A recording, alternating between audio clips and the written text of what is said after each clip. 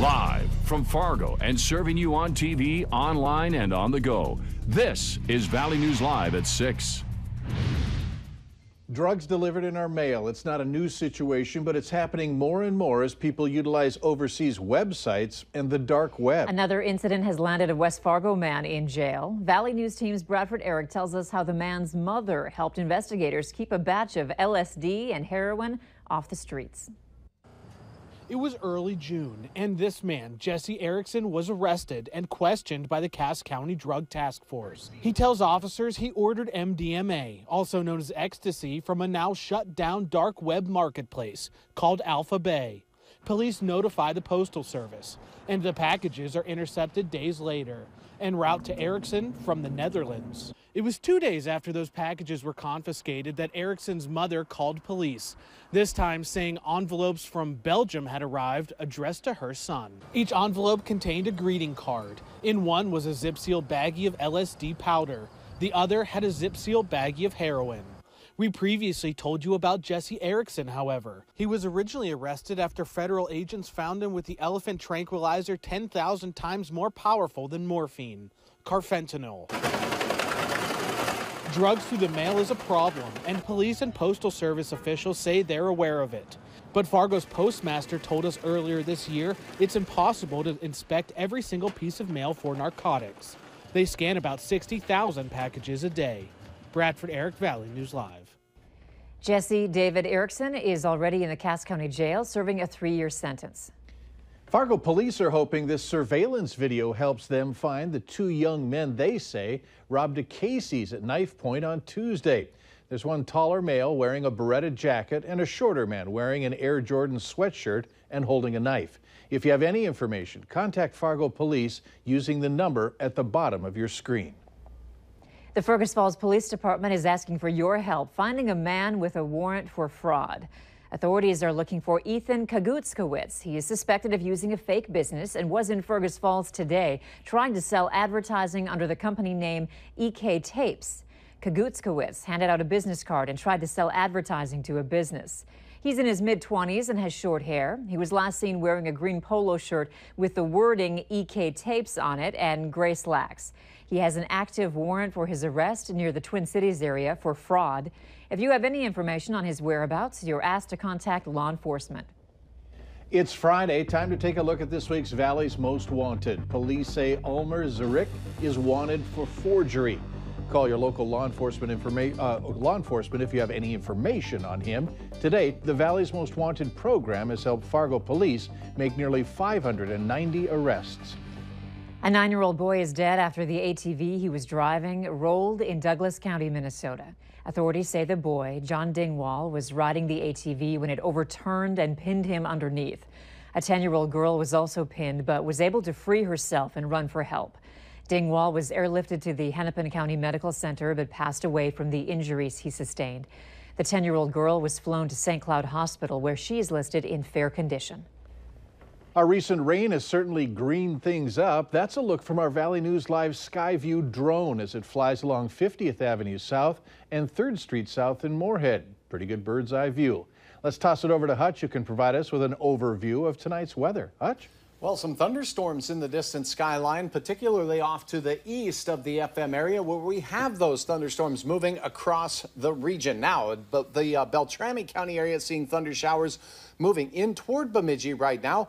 But here in the Red River Valley, Clay County seeing a couple of separate storms that could be producing some smallish hail, nickel size or smaller. Here they are moving south to southwest right into Barnesville. As you're getting ready for your evening, a brief heavy shower with some small hail potential from that cell. In Fargo, I think we stay dry. There are those towering clouds. 70s through 8 o'clock, then 60s. Likewise for Grand Forks. Temperatures fairly nice there today in the low 80s. It looks like a hot one for Saturday. We'll talk about our chance of rain, though, as we approach the eclipse event on Monday. I'll have details on what you can expect soon. All right, thanks, Hutch. And make sure you have the Valley News Live Storm Team weather app. You can keep up to date with the weather anytime, anywhere. You'll get the latest forecasts and conditions so you can plan your day. Just search VNL Weather in the App Store and download it for free. Repairs are set for the weekend after a Grand Forks railroad bridge burst into flames this morning. It took crews about an hour to put out the flames. One firefighter was treated for minor injuries to his hand. There's no word yet on how much damage was done or what started the fire, but BNSF inspection crews have been called in to repair the railroad. You are asked to be cautious if you are around the area while crews are working. Drivers in Minnesota should expect to see more law enforcement on the roads during the next couple of weeks. Extra DWI enforcement starts today, and it's going to run through September 3rd.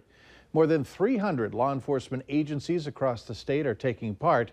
The overtime shifts for the officers will be funded through the Department of Public Safety, Office of Traffic Safety, the National Highway Traffic Safety Administration. Now, preliminary numbers show 73 people lost their lives in drunk driving related crashes in the state last year. North Dakota leaders are pushing FEMA to rethink its preliminary floodplain map. North Dakota U.S. Senator John Hoeven held a roundtable discussion today.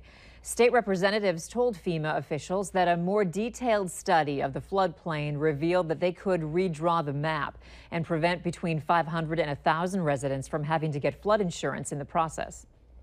We think they need to take a look at some things that they didn't get right. And so we're going to need FEMA to go back to the drawing board and spend some more time reworking that flood mapping. FEMA officials have also been touring flood protection walls around the state. A new study rates North Dakota as the 4th worst place to grow old in the country. The data gathered by caring.com indicates that the quality of care is worse than 29 other states and costs more than 44 states. Minnesota did much better in the study, ranking 11th overall with high quality of care, but also a high cost. The state ranked best to grow old in is California, with both a low cost of care and high quality.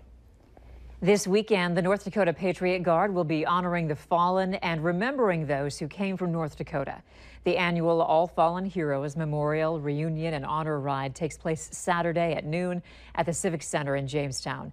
More than 100 riders and participants are expected to take part.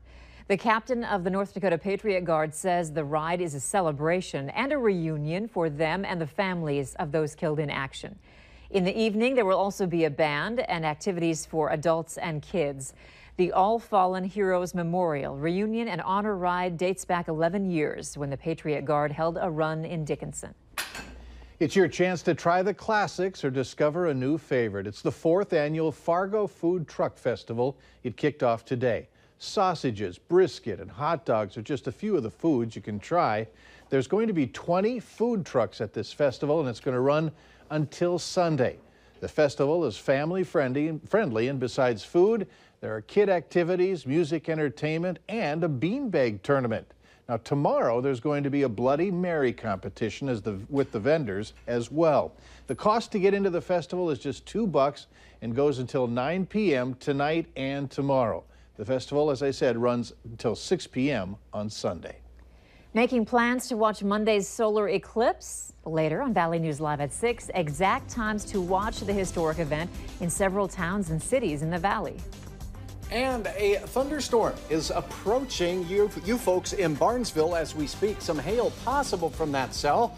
We'll have details on where these storms are going, and we'll talk more about your weekend outlook right after this.